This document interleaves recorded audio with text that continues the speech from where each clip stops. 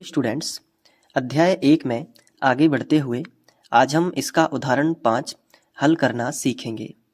तो यहाँ से नए तरीके के सवाल शुरू हो रहे हैं, तो इनको करने से पहले कुछ चीज़ें जान लो। जैसे अपरिमेय संख्याएं, जितनी भी करणी वाली संख्याएं हैं उन सभी को कहते हैं।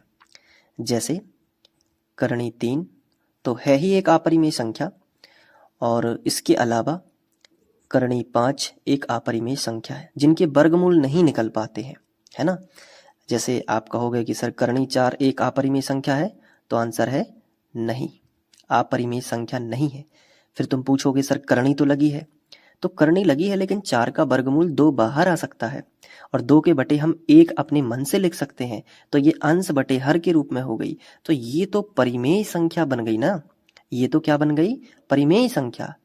तो और बाकी ये जो संख्याएं हैं वो अपरिमेय हैं, उन्हें हम बटे के रूप में नहीं लिख सकते।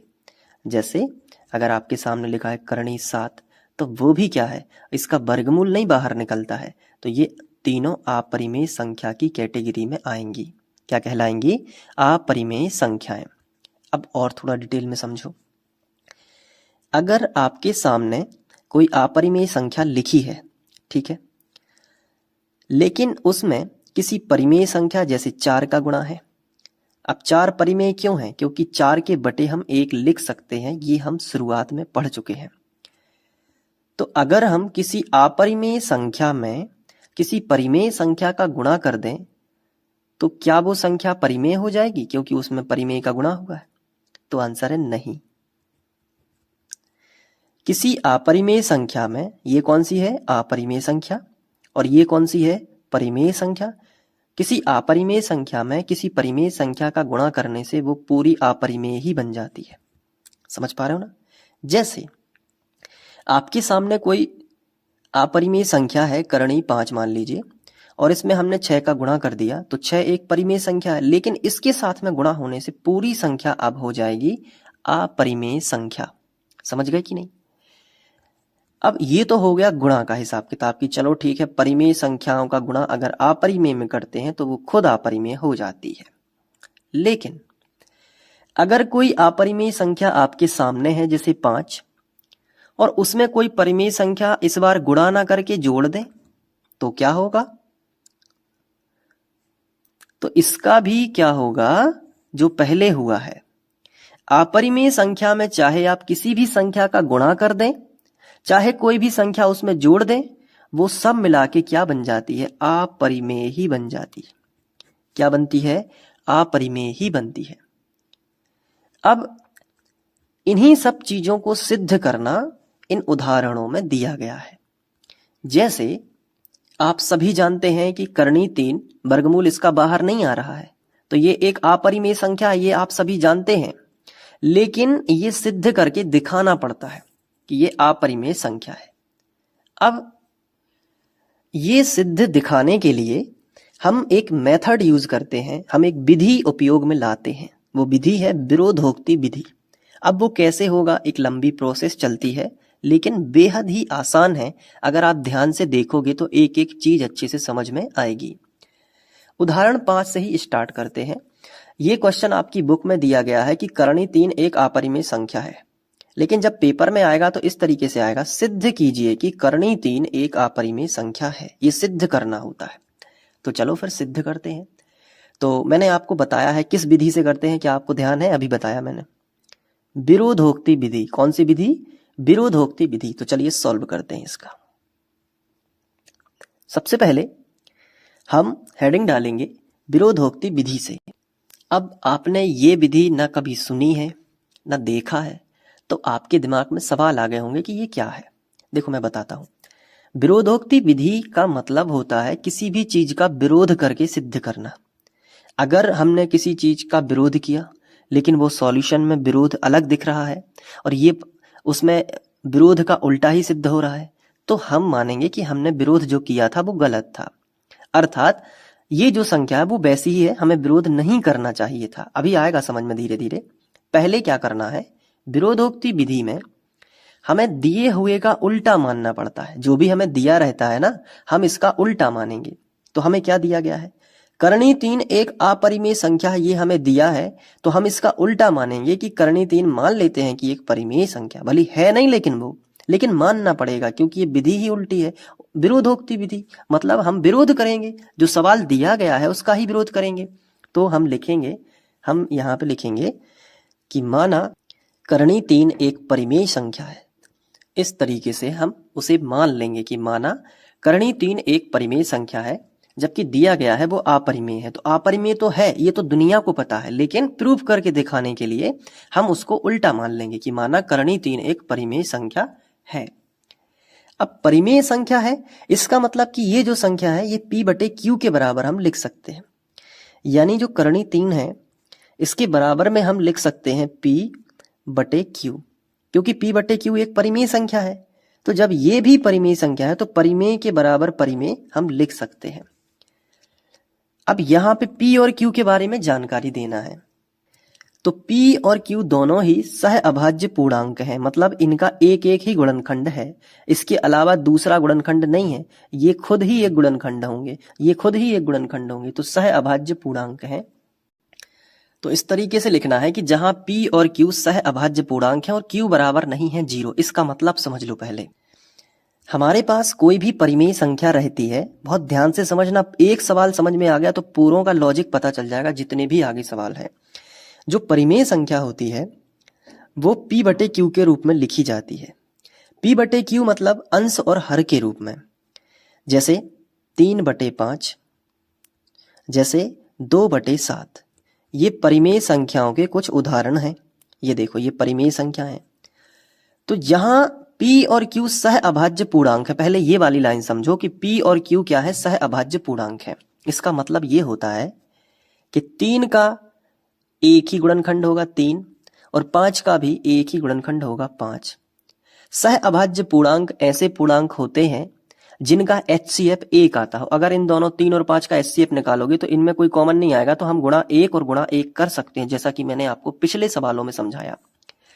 यानी कि ऐसे पूर्णांक, ऐसी संख्याएं जिनका HCF हाईएस्ट कॉमन फैक्टर, महत्तम समापवर्तक 1 होता है, उन्हें सह अभाज्य पूर्णांक कहते हैं।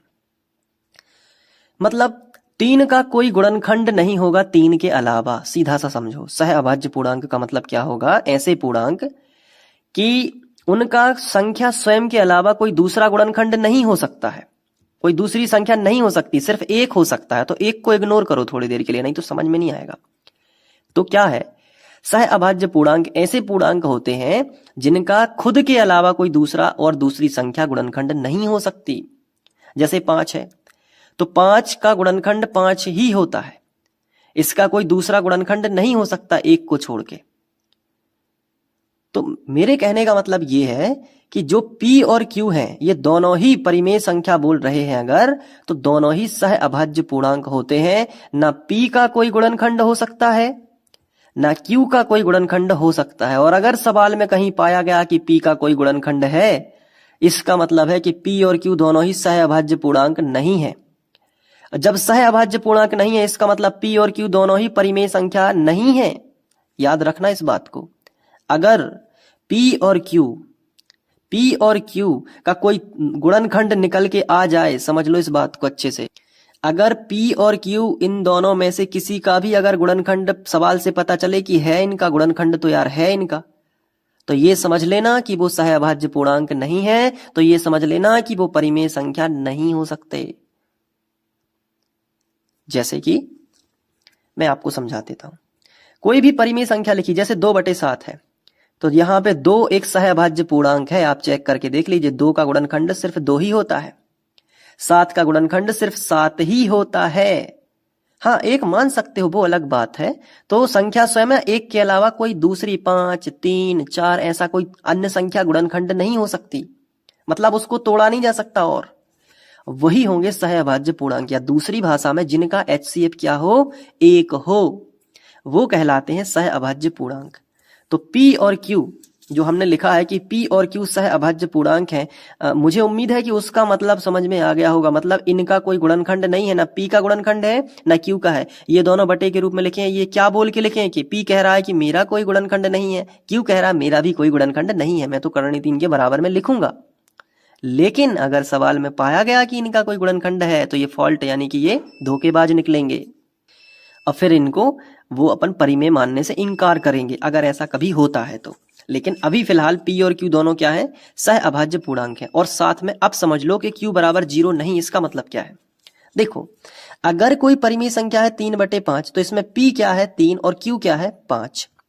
लेकिन अगर Q 0 रख दे 3 रहेगा और बटे में अगर Q का मान 0 हो जाए तो ये पूरी संख्या को ही 0 बना देगा। इसका मतलब Q जो है कभी 0 नहीं होगा। अगर 0 हो गया तो वो सब पूरा मान 0 हो जाएगा। इसलिए Q बराबर नहीं है 0, मतलब Q 0 नहीं हो सकता। कुछ ना कुछ होगा यहाँ पे 0 के अलावा। तो ये भी समझ में आ गया। चलो आगे बढ़ते हैं। तो अभी जो सवाल में दिया गया था कि करणीय 3 एक अपरिमेय संख्या है, हमने उसका अपोजिट माना कि करणीय 3 क्या है, एक परिमेय संख्या है। ये जबरदस्ती माना हमने विरोधोक्ति विधि से। अब जबरदस्ती है तो फिर P Q आ गया और P और Q में हम क्या मान के चल रहे हैं कि P और Q दोनों के और कोई गुणनखंड नहीं है, सिर्फ अकेला P और Q ही है और कोई नहीं है। 5 3 2 ऐसी कोई संख्या नहीं है, ये हमने माना। अब इसके बाद हम यहाँ पे करेंगे Q का गुणा करणीय 3 में। ठीक है, तो क्या आएगा Q करणीय 3, Q त्रियक गुणा इसे बोलते हैं, इसके बटे 1 करके कर सकते हैं, इसका इसमें गुणा और इसका इसमें गुणा। तो Q का गुणा करणीय 3 में किया तो Q करणीय 3 आ गया और P का गुणा 1 में किया तो P आ गया। क्लियर हुआ कि नहीं। अब इसके बाद हम दोनों पक्षों का वर्ग करते हैं। तो लिखेंगे कि दोनों पक्षों का वर्ग करने पर तो दोनों पे वर्ग ला जाएगा, मतलब Q करणीय 3 पे भी हम वर्ग लगा लेंगे और P पे भी हम वर्ग लगा लेंगे। इसका परिणाम क्या होगा, दोनों तरफ वर्ग लगाने से Q पे भी वर्ग आ जाएगा और करणीय 3 पे भी वर्ग आ जाएगा। अब ये समझो कि करणीय 3 पे वर्ग आ रहा है, इसका परिणाम क्या होगा। करणीय 3 को हम 2 बार लिख सकते हैं, करणीय 3 गुणित करणीय 3। इसका मतलब है कि करणीय इकट्ठी भी लगा सकते हैं क्योंकि दोनों पे सेम करणीय है तो 3 3 अंदर हो जाएगा। इसका मतलब है कि 3 की जोड़ी बनके 3 बाहर आ गया।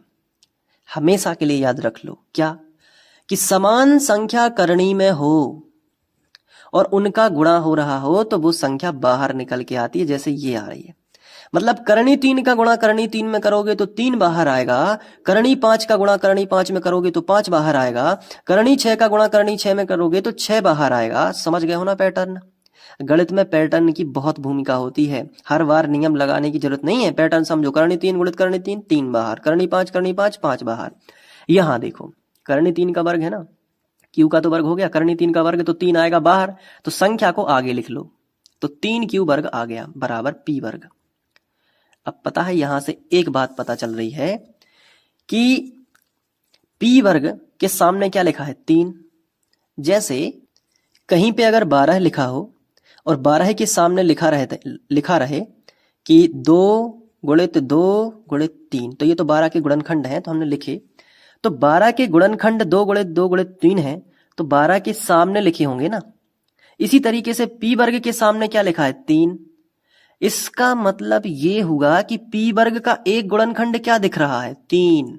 यहीं पे खेल हो गया, यहां P ने झूठ बोला तो P सह अभाज्य पूर्णांक बता रहा है अपने आप को। मतलब ये दूसरी भाषा में ये बोल रहा है कि मेरा कोई गुणनखंड नहीं है मेरे अलावा। लेकिन यहाँ पे तो ये P वर्ग का गुणनखंड 3 दिख रहा है। तो अगर P वर्ग का एक गुणनखंड 3 है तो गणित कहती है कि P का भी एक गुणनखंड 3 होगा। समझ पा रहे हो ना। लेकिन यहां पे तो ये कह रहा है मैं तो सहअभाज्य पूर्णांक हूं, P और साथ में Q भी बोल रहा है कि मैं भी सहअभाज्य पूर्णांक हूं। लेकिन यहां पे तो पकड़ गया ना।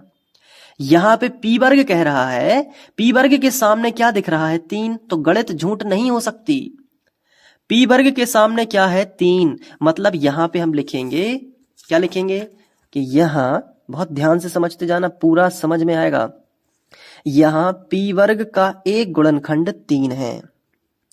P वर्ग का एक गुणनखंड क्या दिख रहा है, बहुत ध्यान से बताओ। P वर्ग का एक गुणनखंड क्या दिख रहा है 3 है। तो गणित कहती है कि जब किसी संख्या का वर्ग का वो गुणनखंड है तो उस संख्या का भी होगा। तो लिखेंगे तो P का भी एक गुणनखंड 3 होगा। तो P का भी एक गुणनखंड 3 होगा। तो अब यहां पे P पकड़ा गया। P ने यहां पे झूठ बोला कि P और Q सहअभाज्य पूर्णांक तो थे, तभी तो वो परिमेय संख्या है। लेकिन p का तो एक गुणनखंड यहाँ पे 3 निकल के आ गया। इसका मतलब है कि p सहअभाज्य पूर्णांक नहीं है। यहाँ पे हमने जो माना था वो हमारे ही खिलाफ हो गया है। अब देखो आगे। अब चलो फिर भी ठीक है, इसी स्टेटमेंट पे चलते हैं कि चलो p का अगर कोई गुणनखंड है तो उस जिस तरीके से 12 का अगर कोई गुणनखंड होता है 2, तो 12 का एक गुणनखंड है 2, लेकिन इसका मतलब ये नहीं है कि 2 अकेला ही 12 का गुणनखंड है, और भी संख्याएं होंगी। इन्हें हम m मान लेते हैं। क्या मान लेते हैं? m, कि एक तो 2 है, उसके अलावा पता नहीं है कौन कौन। जैसे p वर्ग का एक गुणनखंड अगर 5 है या 3 है, जो इस सवाल में दिख रहा है कि p वर्ग का एक गुणनखंड 3 है, तो p का भी एक गुणनखंड 3 होगा, गणित कहती है। तो जब p का एक गुणनखंड 3 है तो p के अभाज्य गुणनखंड क्या होंगे? 3, और इसके अलावा और भी कुछ होगा, क्योंकि इसमें तो एक ही पता चल रहा है, तो और भी कुछ होगा, उसे m मान लो। क्लियर, सीधी बात। जैसे अगर तुम्हें कोई बता दे कि 12 का एक गुणनखंड मुझे पता है कि 2 होता है, तो बाकी के भी तो होते होंगे, सिर्फ तुम्हें तो एक पता है ना, तो बाकी के जितने भी होंगे वो पता ना हो तो उन्हें m मान लिया जाता है। तो यहां से हमें पता चला कि p वर्ग का एक गुणनखंड 3 है, तो गणित ने बता दिया कि तो p का भी एक गुणनखंड 3 होगा। तो फिर गुणनखंड वाली स्टोरी ने बता दिया कि जब p का कोई गुणनखंड 3 है तो p बराबर हम 3 लिख सकते हैं, और साथ में कुछ गुणा गुणा करके और भी गुणनखंड होंगे, उन्हें हम m मान सकते हैं। तो p की वैल्यू हमने निकाल दी कि p बराबर 3m होगा, और p सहअभाज्य पूर्णांक नहीं हो पाएगा, क्योंकि p तो यहाँ पे पकड़ गया है। अब पकड़ा है तो फिर उसने बताया कि मेरे गुणनखंड 3m के रूप में हो सकते हैं। सवाल को डूब के समझ लो ये वाला, क्योंकि ये पहला सवाल है, इसके बाद के सारे सवाल बड़ी आसानी से कर पाओगे।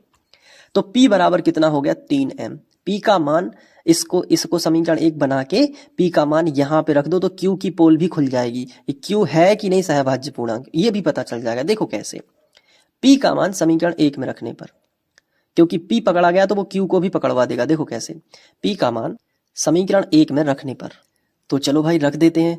पूरा समीकरण 1 लिखो। यहाँ से पहले क्या लिखा है? 3, तो 3 लिख लिया। फिर क्या लिखा है? क्यू स्क्वायर, तो क्यू स्क्वायर लिख लिया, बराबर p वर्ग लिखा है ना, p का मान तो 3m है, तो p की जगह पे 3m रख दो, और p का वर्ग है तो p का मान तो 3m है, लेकिन उस पे वर्ग है तो वर्ग भी लगा दो। इसको सॉल्व करो तो 3 क्यू स्क्वायर बराबर 3 का वर्ग 9 होता है, और m का वर्ग m वर्ग होता है। तो 3, ये जो है 3 और ये बराबर बीच में है, तो आमने सामने की संख्याएं कट जाएंगी, तो 3 तिरका 9, 3 बार कटेगा, 3 से 9, तो क्यू वर्ग अकेला इस तरफ बचेगा, और यहां बचेगा 3m स्क्वायर। देखो भाई, यहाँ पे साफ साफ दिख रहा है कि क्यू वर्ग का एक गुणनखंड क्या है? 3 है। लेकिन यहाँ पे क्यू वर्ग क्या कह रहा था कि क्यू भी क्या है? सहअभाज्य पूर्णांक है, और सहअभाज्य पूर्णांक का मतलब होता है कि क्यू का कोई गुणनखंड नहीं है। लेकिन यहाँ पे क्या है? ये सवाल में क्यू वर्ग का एक गुणनखंड है, तो गणित कहती है कि क्यू का भी होगा। तो यहाँ पे हम फिर से वही भाषा लिखेंगे इस तरीके की कि क्यू वर्ग का एक गुणनखंड 3 है, तो गणित के अनुसार क्यू का भी एक गुणनखंड 3 होगा। यहाँ प्रॉब्लम आ गई। यहाँ ये प्रॉब्लम आ गई कि ना तो p सच्चा है और ना ही q सच्चा है, लेकिन इनकी गलती नहीं है। यहाँ पे गलती हमारी ही है। क्यों?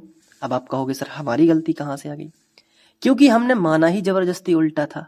अब हमारी ही कल्पना, जो हमने माना था कि विरोधोक्ति विधि से चलो करते हैं, करणी 3 तो पहले से ही अपरिमेय था, लेकिन हमने उसे जबरदस्ती परिमेय माना, तो बेचारे ये भी p और q जो परिमेय कहलाते हैं, उनका भी गुणनखंड निकलने लगा।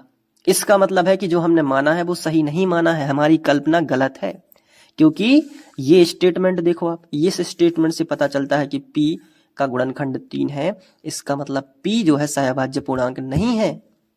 इसे मान लो कथन 1 और इसे मान लो कथन 2। और कथन 1 व 2 से स्पष्ट है कि p बटे q परिमेय संख्या नहीं है। कथन यहाँ पे हम लिखेंगे, थोड़ी सी भाषा है लेकिन नंबर अच्छे मिलेंगे। तो हमने लिखा कि कथन 1 व 2 से स्पष्ट है कि p और q सहअभाज्य पूर्णांक नहीं है। जब सहअभाज्य नहीं है तो p बटे q परिमेय संख्या नहीं है। p बटे q परिमेय संख्या नहीं है। क्लियर? यहाँ पे पता चल गया। तो जब p बटे q परिमेय संख्या नहीं है, इसका मतलब उसके बराबर में जो लिखा है करणी 3 वो भी परिमेय संख्या नहीं है। तो लिखेंगे तब करणी 3 भी परिमेय संख्या नहीं है। परिमेय संख्या नहीं है। वो तो पहले से ही नहीं थी, वो तो हमने उल्टा मान लिया था। तो यहाँ पे सिद्ध हो गया कि करणीय 3 भी परिमेय संख्या नहीं है। यही तो हमें प्रूफ करना था कि करणीय 3 भी परिमेय संख्या नहीं है। जब नहीं है तो क्या है भाई, अपरिमेय है। तो लिखेंगे अतः हमारी कल्पना गलत है और करणीय 3 एक अपरिमेय संख्या ही है। इस तरीके से सवाल को समझने के साथ, कॉन्सेप्ट के साथ हमने समझा। टाइम भले ही लगा है लेकिन सवाल को डूब के समझा है। जितने बच्चे अभी तक देख रहे हैं वो निश्चित ही गणित में रुचि, अपना इंटरेस्ट बढ़ा ही लेंगे, कुछ भी हो जाए। और कभी भी उनको अगर बदल के भी सवाल आता है तो उन सवालों को भी वो लगा पाएंगे। तो उम्मीद करता हूँ कि उदाहरण 5 को बहुत अच्छे से समझ पाए होगे आप। अब नोट कर लो अच्छे से, क्योंकि नोट करना बहुत ज़रूरी। चलिए यहाँ से वीडियो को पॉज कर करके नोट कर लेना। इसके बाद यहाँ पे, इसके बाद यहाँ पे, इसके बाद यहाँ पे। ठीक है, समझ में आ गया हो तो कमेंट में अच्छे अच्छे कमेंट कर देना, ताकि बाकी बच्चों को भी पता चले कि वीडियो में कुछ दम है। साथ में ये भी आप बताना, अगर नहीं पसंद आया है तो वो भी बताना कि कहाँ दिक्कत हो गई। ठीक है, क्योंकि मुझ में भी कमजोरियाँ हो सकती है, हो सकता है कहीं मैं चूक कर गया हूँ, बट मैंने अपनी पूरी कोशिश की है आपको बहुत बेहतरीन समझाने की। मिलते हैं उदाहरण 6 के साथ। आप नेक्स्ट वीडियो में ज़रूर मिलिएगा। Thank you.